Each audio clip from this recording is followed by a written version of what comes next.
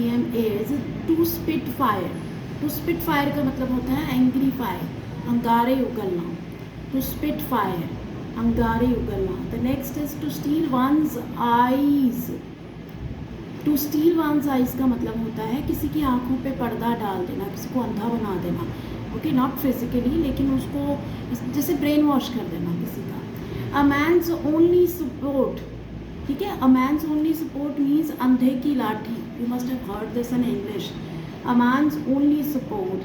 The next is the dark half of the month. ध्यान से समझना.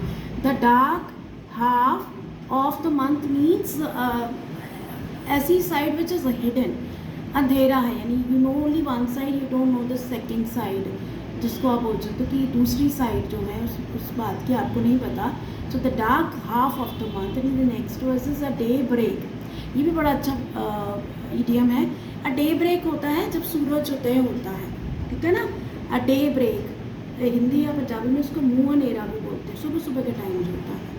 Next is a silly. A silly or a stupid fellow. It is also very easy. Silly and stupid fellow होता है अक्ल का दुश्मन, ठीक है. अक्ल का दुश्मन is called silly fellow. The next is to hesitate. To hesitate. To hesitate का मतलब अगर मगर करना, ठीक है ना. अगर मगर करना, किसी चीज़ को मतलब हाँ या ना में का जवाब नहीं देना, अगर मगर करना. Next is prosperity. Prosperity का मतलब होता है खुशहाली. सो ये idiom you can use it अच्छे दिन.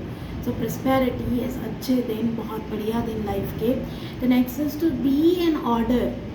To be in disorder. How's your life going nowadays? ठीक है, it is little disordered. अस्त व्यस्त, जो चीज़ ऑर्डर में नहीं है, ठीक है. This is called अस्त व्यस्त. पहले लिख लो सारे बेटा. I'll repeat again.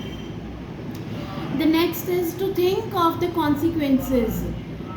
To think of the consequences का मतलब ये होता है आगे पीछे देखना, ठीक है.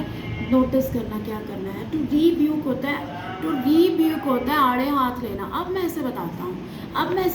हाउ डेयर ही और she dead so me. The next is to lose one's temper. ये भी बड़ा कॉमन है. To lose one's temper means out of control हो जाना या कंट्रोल ओवर योर सेल्फ.